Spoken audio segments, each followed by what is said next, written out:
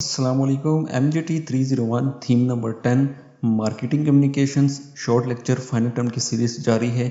7 से लेकर 10 तक ये 10वां लेक्चर है, वो आपका कवर हो जाएगा। और जितने भी मटेरियल कवर किया गया है शॉर्ट लेक्चर सीरीज़ के अंदर वो तमाम के तमाम हैंडआउट से ही पिक किए गए हैं, चाहे वो आपके एफसीक्यूज़ है, लॉन्ग है, शॉर्ट है, जितना कुछ भी मटेरियल वो आपके हैंडआउट से पिक किया गया है। कोशिश किया करें कि जब भी आप मैनेजमेंट के सब्जेक्ट्स की तैयारी करें तो हैंडआउट्स को लाजमी फॉलो करें, क्योंकि मोस्टली पेपर आपका जो है ना आधे से ज़्यादा पेपर कंसेप्चुअल आता है, कंसेप्ट्स बेस पे आता है। तो इसलिए आप अपने कंसेप्ट्स जो है ना उसको क्लियर करें, उसके जो है ना हेडिंग्स को क्लियर करें हर टॉपिक के। तो चलते हैं आज के लेक्चर की तरफ। मार्केटिंग कम्युनिकेशन थीम नंबर 10 है, MGT 301 फाइनल टर्म की सीरीज़ है। और सबसे पहले हम MCQs को स्टडी करेंगे। सबसे पहला MCQs है, what is the meaning of the promotion in marketing. Promotion का मतलब मार्केटिंग में क्या होता है। प्रमोशन का मतलब यानी कि प्रमोशन का मतलब है कि लोगों को आपके प्रोडक्ट के बारे में मालूमात देना और उनका इंटरेस्ट बनाना, ठीक है, ताकि वो आपका प्रोडक्ट खरीदें। प्रमोशन का मतलब ये होता है मार्केटिंग के अंदर। तो इसका करेक्ट आंसर क्या है, activity encouraging consumers to recognise and purchase product, ठीक है। Which one of the following is a not part of the promotion mix. इनमें से कौन सा पार्ट जो है ना वो प्रमोशन मिक्स का नहीं है। तो प्रोडक्ट प्राइसिंग जो है ना वो इसका पार्ट नहीं है। उसके बाद नंबर 3 पे, what is the advertising primarily used for. Advertising का असलियत काम क्या है, यानी असल काम क्या है उसका। तो एडवर्टाइजिंग का काम होता है कि लोगों को प्रोडक्ट के बारे में बताना और उनका इंटरेस्ट बनाना, ठीक है जी, यानी परसुएसिव करना, communication, promotion, sales to large audience को, ठीक है। नंबर 4 पे कि sale promotions aims to dash, यानी सेल्स प्रमोशन का मकसद क्या होता है। सेल प्रमोशन का मकसद होता है कि सेल को बढ़ावा देना, यानी जैसे डिस्काउंट या ऑफर देना। ये तमाम काम जो है ना वो सेल्स प्रमोशन के होते हैं। नंबर 5 पे, personal selling is considered effective because of dash, यानी पर्सनल सेलिंग जो है ना उसका क्या फ़ायदा होता है। तो पर्सनल सेलिंग में आप सीधे जो है कस्टमर से बात करते हैं जो फ़ौरन फीडबैक देता है, ठीक है जी, इसका ये फ़ायदा होता है। उसके बाद नंबर 6 पे आते हैं, public relation aims to dash, यानी पब्लिक रिलेशन का मकसद क्या होता है। तो पब्लिक रिलेशंस लोगों के साथ अच्छे रिलेशनशिप बनाने के लिए होती है, ठीक है जी। पब्लिक रिलेशनशिप्स यानी PR का मतलब क्या होता है, ठीक है जी, यानी अच्छी दोस्ताना कम्युनिकेशंस बनाना। उसके बाद what does are commonly used in digital marketing. What devices are commonly used in digital marketing. Digital marketing में कौन सी डिवाइसेस जो है ना वो ज़्यादातर यूज़ की जाते हैं। तो इसमें आपके पास डिजिटल मार्केटिंग में ऑनलाइन प्लेटफॉर्म जैसे सोशल मीडिया और वेबसाइट पर होती हैं, ठीक है जी, यानी इंटरनेट बेस्ड डिवाइसेस जैसे स्मार्टफोन है या फिर वेब ब्राउज़र वगैरह हैं। उसके बाद content marketing focuses on dash, यानी कंटेंट मार्केटिंग का मेन मकसद क्या होता है, किस चीज़ पे फोकस करता है। तो ये आपके ऑडियंस की प्रॉब्लम्स को वैल्यूएबल कंटेंट के ज़रिए हल करना, ठीक है, यानी कंटेंट मार्केटिंग में आप लोगों की मदद करते हैं ताकि वो आपका ब्रांड जो है ना या प्रोडक्ट उसको पसंद करें। नंबर 9 पे, IMC यानी integrated marketing communication emphasises dash, यानी IMC इंटीग्रेटेड मार्केटिंग कम्युनिकेशन का मकसद क्या है, उसका मतलब क्या है, ठीक है जी। तो इंटीग्रेटेड मार्केटिंग कम्युनिकेशन असल एक जैसी और कंसिस्टेंट मैसेज बनाना है इसका, यानी IMC का मकसद होता है कि ब्रांड का हर मैसेज कंसिस्टेंस हो, ठीक है जी। उसके बाद हमारे पास आते हैं नंबर 10 में, the first step in the developing a communication strategy is dash. Communication strategy का पहला कदम क्या होता है। तो इसका पहला कदम होता है टारगेट ऑडियंस का एनालिसिस करना, ठीक है, यानी पहले समझना होता है आपका समझना होता है कि आपका टारगेट ऑडियंस क्या कौन है, ठीक है। दी AIDA model stand for dash. AIDA model का मतलब क्या होता है। तो इस मॉडल का मतलब होता है अटेंशन, इंटरेस्ट, डिज़ायर, एक्शन, ठीक है। ये मॉडल जो है वो आपके कंज्यूमर्स के डिसीजन मेकिंग प्रोसेस को समझता है।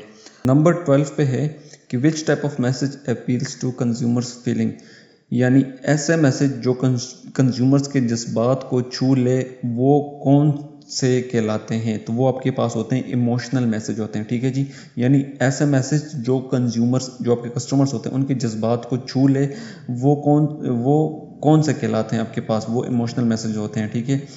अब push strategy focuses on, push strategy जो है ना वो किस चीज़ पर फोकस करती है, यानी पुश स्ट्रेटजी कौन सा टारगेट करती है, ठीक है जी। तो ये मिडिल मैन को, यानी बीच वाले बंदों को, यानी मिडिल मैन को प्रोडक्ट्स को प्रमोट करने में मोटिवेट करना, ठीक है, उसका काम ये होता है, ठीक है। यानी पुश स्ट्रेटेजी में जो होलसेलर होते हैं या जो रिटेलर होते हैं ना आपके, तो उसको जो है ना वो क्या करते हैं, वो कन्विंस करते हैं कि वो आपका प्रोडक्ट जो है ना वो बेचें। नंबर 14 पे पुल स्ट्रेटेजी इन्वॉल्व। पुल स्ट्रेटेजी क्या करती है, उसका काम क्या होता है? तो पुल स्ट्रेटेजी ने वो डायरेक्टली कस्टमर को प्रोडक्ट खरीदने पर मोटिवेट करना, यानी आपके जो कस्टमर्स होते हैं, उन जो आपका प्रोडक्ट होता है वो आपके कस्टमर्स को डायरेक्ट खरीदने पर जो है ना वो उसको मोटिवेट करते हैं। नंबर 15 पे एक रिस्पॉन्सिबल मार्केटिंग इन्वॉल्व्स डैश, यानी रिस्पॉन्सिबल मार्केटिंग का मकसद क्या है? इसका मकसद है सोशल और एनवायरमेंटल इनिशिएटिव को भी शामिल करना है, यानी मार्केटिंग जो है सिर्फ प्रॉफिट पर नहीं बल्कि समझ और एनवायरनमेंट की जो है ना वो भलाई को भी देखती है, सारा कुछ देखती है। Mass media does not include dash, यानी मास मीडिया कौन कौन से मीडियम्स होते हैं और कौन से नहीं होते हैं इसके अंदर। तो आपके पास जो है ना वो प्रोडक्ट पैकेजिंग के अलावा, यानी इसके अंदर इंक्लूड नहीं है प्रोडक्ट पैकेजिंग, ठीक है।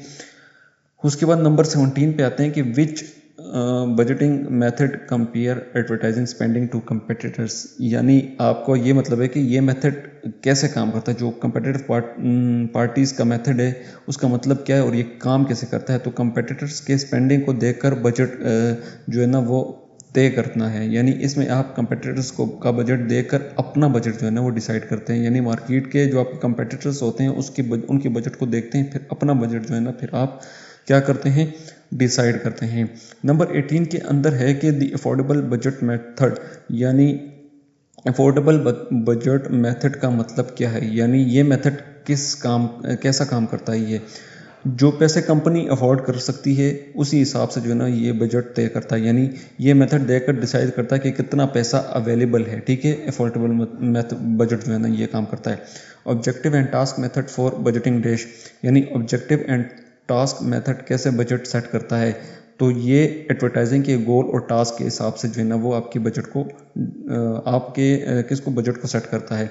The percentage of sale method is dash, यानी परसेंटेज ऑफ सेल मेथड का मतलब क्या होता है? इसका मतलब होता है करंट सेल्स फिगर्स पर, ठीक है, यानी इसमें सेल्स का कुछ परसेंटेज एडवर्टाइजिंग पर खर्च किया जाता है, ठीक है। नंबर 21 पे विच one of the following is not true about personal selling, इनमें से कौन सा सच नहीं है पर्सनल सेलिंग से रिलेटेड। तो मास मीडिया से कम इफेक्टिव है, यानी ये गलत है क्योंकि पर्सनल सेलिंग बहुत इफेक्टिव होती है, ठीक है जी। यानी मास मीडिया कम इफेक्टिव है, ये इसमें गलत है। पर्सनल सेलिंग जो है ना वो ये बहुत इफेक्टिव होती है, यानी पर्सनल सेलिंग मास मीडिया के बराबर या बेहतर होती है क्योंकि डायरेक्ट फीडबैक मिलता है उससे। नंबर 22 पे कि which communication channel is considered most important in IMC, IMC के लिए सबसे ज़रूरी कम्युनिकेशन चैनल कौन सा होता है।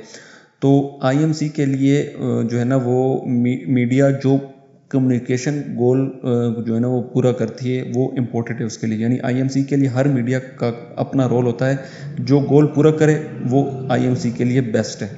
नंबर 23 पे the moral message in marketing means, यानी मोरल मैसेज का क्या मतलब है मार्केटिंग के अंदर, यानी मोरल मैसेज क्या होता है? सच और सच्चाई इंफॉर्मेशन देना, ये मोरल मैसेज का मतलब होता है, यानी इसमें प्रोडक्ट या सर्विस के बारे में सच बताना है।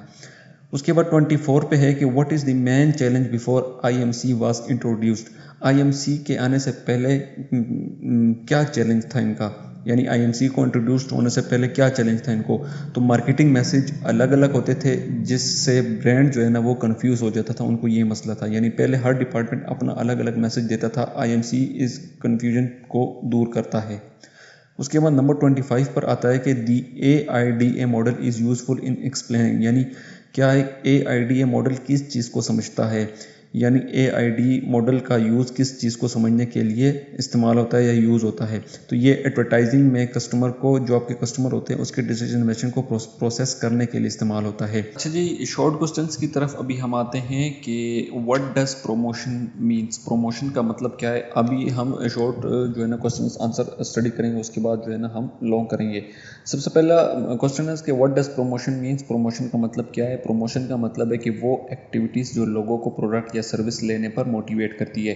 मिसाल के तौर पर जैसे टीवी पर एडवर्टाइजमेंट दिखाना या डिस्काउंट ऑफर देना जिससे लोग जो है ना वो प्रोडक्ट खरीदे, तो उसको हम प्रमोशन कहते हैं।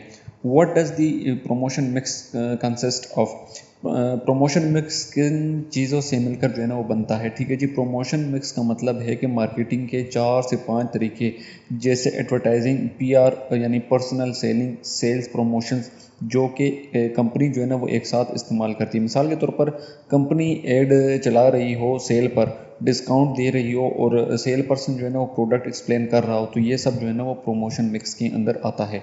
क्वेश्चन नंबर 3 है, what is the basic purpose of the advertising. Advertising का बेसिक्स मकसद क्या होता है, ठीक है जी। एडवर्टाइजिंग का मेन गोल होता है लोगों को प्रोडक्ट के बारे में बताना और सेल इंक्रीज करना, ठीक है जी। मिसाल के तौर पर एक नई जो है ना वो न्यू शैम्पू की टीवी एड चलती है, जिससे लोग जो है ना वो शैम्पू के फ़ायदे समझकर उसे जो है ना वो परचेज करते हैं। What is the role of the sale promotion. Sale promotion का क्या रोल होता है, क्या किरदार होता है।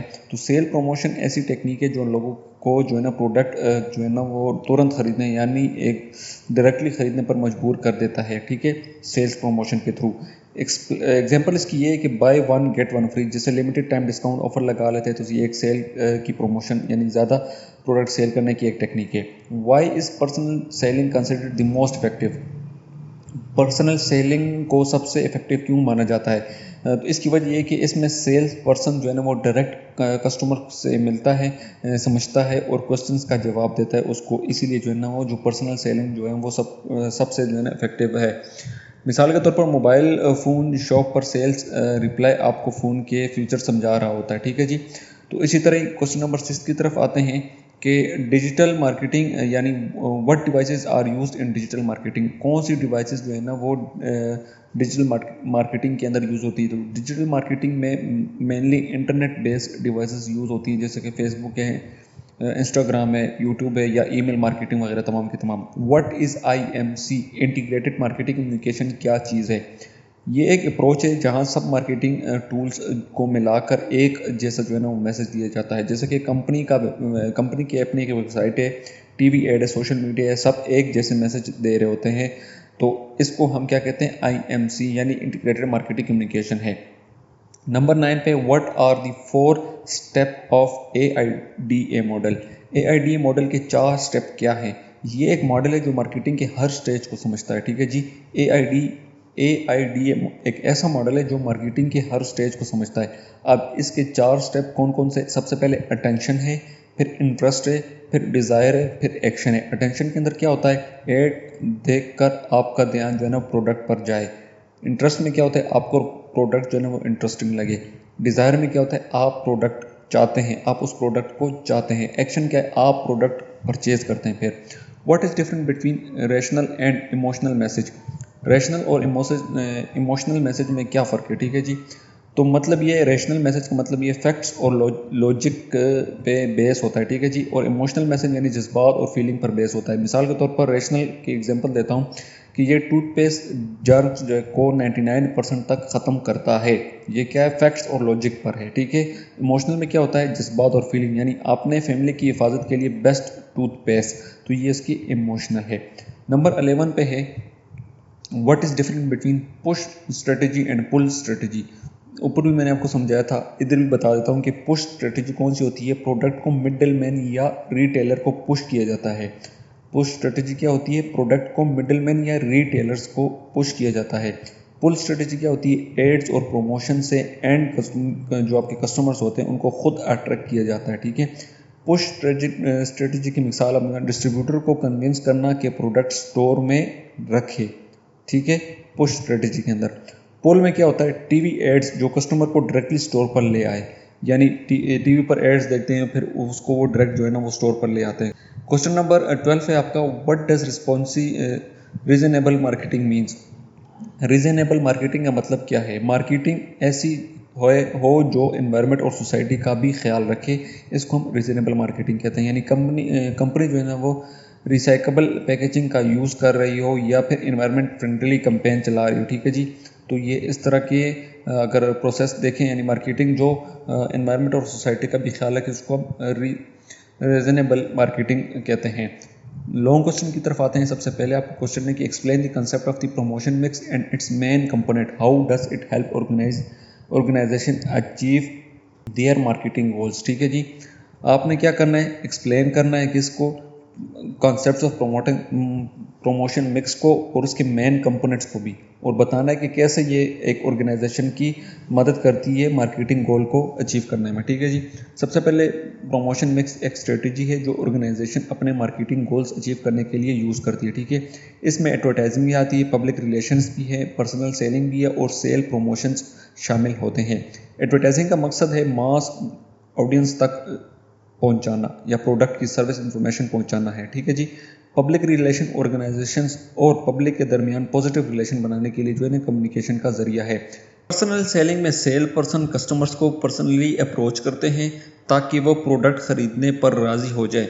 तो sale promotions short term incentive provide करता है जिससे डिस्काउंट या फ्री सैंपल्स जो है ना वो ताकि सेल्स जो है ना वो बढ़ सके इससे। ठीक है, तो आपने सबसे पहले एक्सप्लेन करना है कंसेप्ट ऑफ प्रमोशन मिक्स के। तो मिक्स प्रमोशन मिक्स का कंसेप्ट क्या है कि प्रमोशन मिक्स एक स्ट्रेटजी है जो ऑर्गेनाइजेशन अपने मार्केटिंग के गोल्स जो है ना उसको अचीव करने के लिए यूज़ करती है। अब इसके कंपोनेंट कौन से हैं, इसमें जो है ना आपके पास public relation 1, personal selling 2, sale promotion 3, ये तमाम के तमाम इसके कंपोनेंट्स है। अब आपने फर्दर इन कंपोनेंट्स को एक्सप्लेन करना है कि कंपोनेंट्स जो है ना वो आपके क्या क्या काम करते हैं, जो कि सारी चीज़ें मैंने आपको उर्दू में समझा दी हैं। उसके बाद क्वेश्चन नंबर 2 पे describe the AIDA model and explain why it is important in designing advertising campaign. यानी आपने AIDA मॉडल को एक्सप्लेन करना है और ये भी बताना है कि ये क्यों ख़ास है डिज़ाइनिंग एडवर्टाइजिंग कैंपेन के लिए। तो AIDA model for EL Lewis ने जो है ना प्रपोज किया था, जो कस्टमर यानी कंज्यूमर डिसीजन मेकिंग प्रोसेस को 4 स्टेप में एक्सप्लेन करता है। ठीक है, ये मॉडल सबसे पहले अटेंशन में, फिर इंटरेस्ट में, डिज़ायर में और एक्शन में, ये 4 उसके क्या हैं, ये उसके स्टेप्स हैं। ठीक है, पहला स्टेप अटेंशन में। ठीक है जी, अटेंशन में एडवर्टाइज़र कंज्यूमर का ध्यान जो है ना वो खींचता है, जो एडवर्टाइज़र होता है। अगर अटेंशन ना मिले तो बाकी स्टेप फॉलो नहीं हो सकते। उसके बाद इंटरेस्ट स्टेप में जो है ना वो कंज्यूमर्स प्रोडक्ट या सर्विस में दिलचस्पी लेता है। डिज़ायर में कंज्यूमर में प्रोडक्ट खरीदने की जो है ना वो इच्छा पैदा होती है। और एक्शन में वो परचेज कर लेता है। किसको? AIDA models advertising campaign design करने में इंपॉर्टेंट होता है, क्योंकि ये हर स्टेप पर जो आपके कंज्यूमर बिहेवियर होते हैं उनको समझने और उसके मुताबिक जो है ना वो क्रिएटिव और परसुएसिव कंटेंट बनाने में जो है ना वो मदद करता है। तो सबसे पहले आपने इसको डिस्क्राइब करना है AID मॉडल को, फिर उसके जो 4 स्टेप्स हैं वो बताने हैं, फिर उन स्टेप्स को 4 को आपने क्या करना है, एक्सप्लेन कर देना है। नंबर 3 पे discuss different between the push and pull marketing strategies with examples. तो ऊपर भी मैंने आपको समझाया था, इधर भी आपको समझा देता हूँ। पुश स्ट्रेटजी में क्या होता है, पुश स्ट्रेटजी में मैन्युफैक्चर अपने प्रोडक्ट को रिटेलर्स या मिडिल मैन के पास पुश करता है ताकि वो उन्हें अपने पास स्टोर में रखें और कस्टमर को बेचें। ठीक है, इस स्ट्रेटजी में सेल प्रमोशन और पर्सनल सेलिंग का ज़्यादा यूज़ होता है। मिसाल के तौर पर एक कंपनी ऑफर करती रिटेलर अट्रैक्टिव डिस्काउंट को ताकि वो अपने प्रोडक्ट को जो है ना वो वहाँ रख के अपने पास उसको सेल कर सके। पुल स्ट्रेटजी में जो है ना मैन्युफैक्चर डायरेक्टली कंज्यूमर को टारगेट करता है ताकि वो ब्रांड के लिए डिमांड क्रिएट करे और रिटेलर से प्रोडक्ट मंगवाए।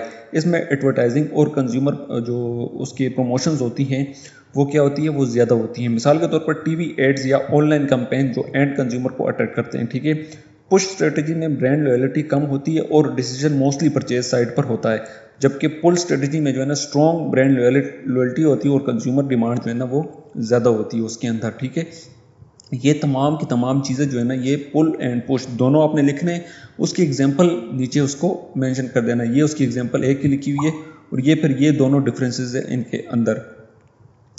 नंबर 4 पे है कि what is integrated marketing communication IMC and why it is consistency in message delivering important. यानी सबसे पहले आपने बताना है कि IMC क्या है और ये क्यों मैसेज डिलीवरी के लिए बहुत खास है।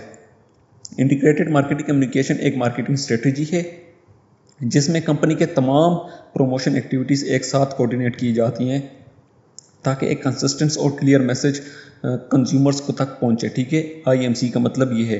अब IMC क्यों ख़ास है, IMC में अलग अलग चैनल्स होते हैं जैसे कि TV है, रेडियो है, प्रिंट है, डिजिटल मीडिया, उसमें इसी तरह का एक मैसेज और ब्रांड इमेज प्रमोट की जाती है। ठीक है, कंसिस्टेंसी क्यों है, वो इसलिए ज़रूरी है ताकि कंज्यूमर को कंपनी के बारे में कंफ्यूज ना हो और ब्रांड की आइडेंटिटी स्ट्रॉन्ग बने उनकी। अगर मैसेज डिफरेंट और कॉन्ट्रैक्ट डायरेक्टरी हो तो ट्रस्ट कम हो सकता है और ब्रांड लॉयल्टी इफेक्ट होती है इससे।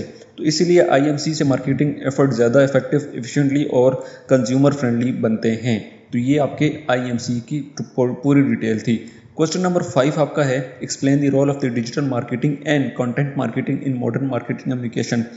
डिजिटल मार्केटिंग आपने एक्सप्लेन करना है, कंटेंट मार्केटिंग को भी एक्सप्लेन करना है। सबसे पहले digital marketing internet based tool और प्लेटफॉर्म का यूज़ करता है, जैसे कि वेबसाइट है, सोशल मीडिया है, सर्च इंजन है या फिर मोबाइल ऐप्स, ताकि प्रोडक्ट्स और सर्विस को प्रमोट किया जा सके। ये ट्रेडिशनल मार्केटिंग के मुताबिक ज़्यादा टारगेटेड, मेजरेबल और इंटरैक्टिव होता है।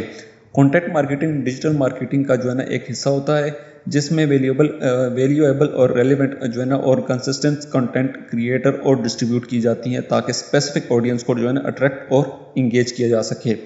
कंटेंट मार्केटिंग का मकसद क्या होता है? उसका मकसद ये होता है कि सिर्फ प्रोडक्ट बेचना नहीं, बल्कि कस्टमर को प्रॉब्लम सॉल्विंग करना, उनकी नीड समझना और ब्रांड के साथ रिलेशनशिप भी डेवलप करना होता है। किसका? कंटेंट मार्केटिंग का।